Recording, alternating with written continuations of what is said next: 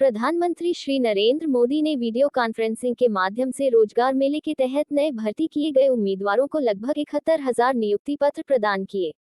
रोजगार मेले से रोजगार सृजन को आगे बढ़ाने और युवाओं को उनके सशक्तिकरण के साथ साथ प्रत्यक्ष रूप से राष्ट्रीय विकास में भागीदारी करने के लिए सार्थक अवसर प्रदान करने में एक उत्प्रेरक के रूप में काम करने की उम्मीद है।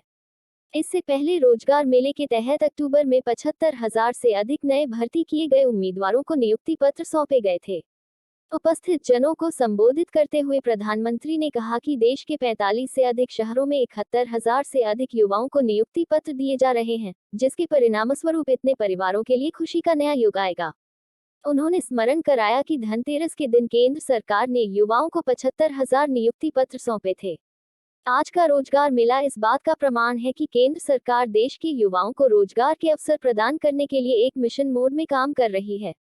एक माह पूर्व रोजगार मेले की शुरुआत का स्मरण कराते हुए प्रधानमंत्री ने कहा कि कई केंद्र शासित प्रदेश और राज्य भी समय समय पर ऐसे रोजगार मेलों का आयोजन करते रहेंगे। उन्होंने इस बात पर प्रसन्नता जाहिर की कि हजारों युवाओं को संबंधित सरकारों द्वारा महाराष्ट्र, गुजरात, उत्तर प्रदेश, जम्मू और कश्मीर, लद्दाख, अंडमान और निकोबार, लक्षद्वीप, दमन और दीव, दादरा और नगर हवेली और चंडीगढ़ में नियुक्ति पत्र दिए गए थे। उन्होंने यह भी कहा कि गोवा और त्रिपुरा भी कुछ दिनों में इसी तरह के रोजगार मेले आयोजित करने जा रहे हैं। प्रधानमंत्री ने इस शानदार उपलब्धि के लिए डबल इंजन की सरकार को श्रेय दिया और उन्होंने यह भी आश्वासन दिया कि भारत के युवाओं को सशक्त बनाने के लिए इस तरह के रोजगार मेले समय समय पर आयोजित किए जाएंगे।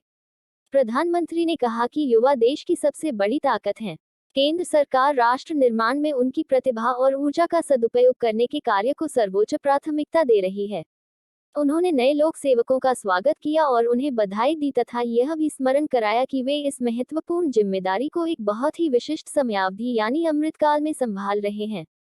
उन्होंने अमृतकाल में देश को विकसित राष्ट्र बनाने के संकल्प में उनकी भूमिका के बारे में भी प्रकाश डाला। प्रधानमंत्री ने केंद्र सरकार के प्रतिनिधियों के रूप में उनसे कहा कि उन्हें अपनी भूमिका और कर्तव्यों को व्यापक रूप से समझ लेना चाहिए। अपने कर्तव्यों का पालन करने के लिए क्षमता निर्माण पर भी लगातार ध्यान केंद्रित करना चाहिए। आज शुरू किए गए कर्मयोगी भारत प्रौद्योगिकी मंच का जिक्र करते हुए प्रधानमंत्री ने सरकारी अधिकारियों के लिए कई ऑनलाइन पाठ्यक्रमों की उपलब्धता की भी जानकारी दी। उन्होंने सरकारी कर्मचारियों के लिए तैयार किए गए एक विशेष पाठ्यक्रम जिसे कर्मयोगी प्रारंभ कहा जाता है, पर जोर दिया और नए भर्ती किए गए उम्मीदवारों से इसका अधिक से अधिक लाभ उठाने का आग्रह किया। इसके लाभों का संदर्भ देते हुए प्रधानमंत्री ने कहा कि यह उनके कौशल विकास का एक बड़ा स्रोत सिद्ध होगा और साथ ही आने वाले दिनों में भी उन्हें लाभान्वित करेगा। प्रधानमंत्री ने महामारी और युद्ध के कारण युवाओं के लिए वैश्विक स्तर पर पैदा हुए संकट का जिक्र करते हुए कहा कि इस कठिन समय में भी दुनिया भर के विशेषज्ञ भारत के विकास पथ के बारे में आशान्वित रहे हैं। प्रधानमंत्री ने कहा कि विशेषज्ञों के अनुसार भारत सेवा क्षेत्र में एक बड़ी ताकत बन गया है और जल्द ही यह दुनिया का विनिर्माण केंद्र भी बन जाएगा। प्रधानमंत्री ने कहा कि पीएलआई जैसी बड़ी पहल जहां इसमें बड़ी भूमिका निभाएगी, वहीं इसमें देश के युवाओं का और भी महत्वपूर्ण योगदान रहेगा। प्रधानमंत्री ने कहा कि पीएलआई योजना से 60 लाख रोजगार सृजित होने की संभावना है। उन्होंने यह भी कहा कि make in India, vocal for local और स्थानीय को वैश्विक स्तर पर ले जाने जैसे अभियान रोजगार और स्वरोजगार के नए अवसर पैदा कर रहे हैं। सरकारी और निजी दोनों क्षेत्रों में नई नौकरियों की संभावनाएं लगातार बढ़ रही हैं। इससे भी महत्वपूर्ण बात यह है कि ये अवसर युवाओं के लिए उनके अपने शहरों और गांवों में ही उभर रहे हैं। इससे युवाओं की पलायन की मजबूरी कम हुई है और वे अपने क्षेत्र के विकास में महत्वपूर्ण भूमिका निभाने में समर्थ हो रहे हैं। प्रधानमंत्री ने स्टार्टअप से लेकर स्वरोजगार और अंतरिक्ष से लेकर ड्रोन तक के क्षेत्रों में किए गए उपायों द्वारा सृजित नए अवसरों पर भी प्रकाश डाला और कहा कि 80,000 स्टार्टअप्स युवाओं को अपनी प्रतिभा दिखाने का अवसर प्रदान कर रहे हैं। स्वामित्व योजना और रक्षा क्षेत्र में दवा, कीटनाशक और मैपिंग में ड्रोन का तेजी से उपयोग किया जा रहा है। उन्होंने यह भी कहा कि इससे युवाओं के लिए नए रोजगार सृजित हो रहे हैं।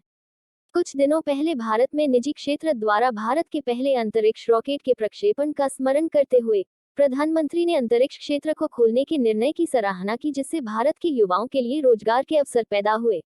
उन्होंने 35 करोड़ से अधिक मुद्रा ऋणों का उदाहरण भी दिया जिन्हें स्वीकृत किया गया है।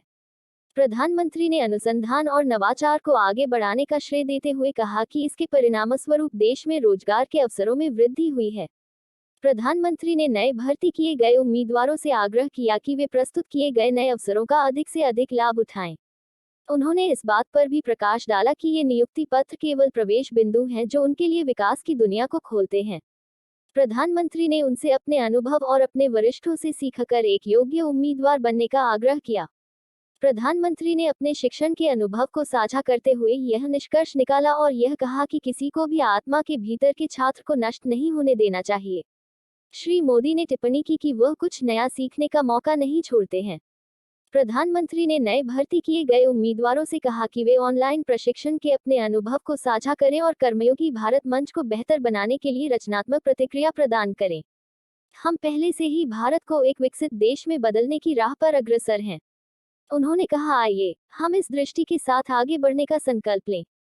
रोजगार मेला रोजगार सृजन के लिए सर्वोच्च प्राथमिकता देने की प्रधानमंत्री की प्रतिबद्धता को पूरा करने की दिशा में एक कदम है। रोजगार मेले से आगे रोजगार का सृजन करने और युवाओं को उनके सशक्तिकरण तथा प्रत्यक्ष रूप से राष्ट्रीय विकास में भागीदारी करने के लिए सार्थक अवसर उपलब्ध कराने के लिए एक उत्प्रेरक के रूप में काम करने की उम्मीद है। इससे पहले रोजगार मेले के तहत अक्टूबर में 75,000 से अधिक नए भर्ती किए गए उम्मीदवारों को नियुक्ति पत्र सौंपे गए थे। नए भर्ती किए गए उम्मीदवारों को नियुक्ति पत्रों की भौतिक प्रतियां देश के 45 स्थानों पर गुजरात और हिमाचल प्रदेश को छोड़कर सौंपी जाएंगी।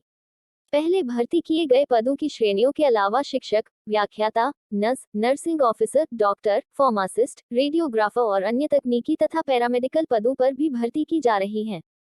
गृह मंत्रालय द्वारा भी विभिन्न केंद्रीय सशस्त्र पुलिस बलों CAPF में बड़ी संख्या में पदों की भर्ती की जा रही है। प्रधानमंत्री कर्मयोगी प्रारंभ मॉड्यूल का भी शुभारंभ करेंगे। यह मॉड्यूल विभिन्न सरकारी विभागों में सभी नए भर्ती किए गए उम्मीदवारों के लिए एक ऑनलाइन उन्मुखीकरण ओरिएंटेशन पाठ्यक्रम है। इस पाठ्यक्रम में सरकारी कर्मचारियों के लिए आचार संहिता, कार्यस्थल में नैतिकता और अखंडता, मानव संसाधन नीतियां तथा अन्य लाभ और भत्ते शामिल होंगे जो उन्हें नीतियों के अनुकूल बनने और नई भूमिकाओं में आसानी से बदलाव करने में मदद करेंगे।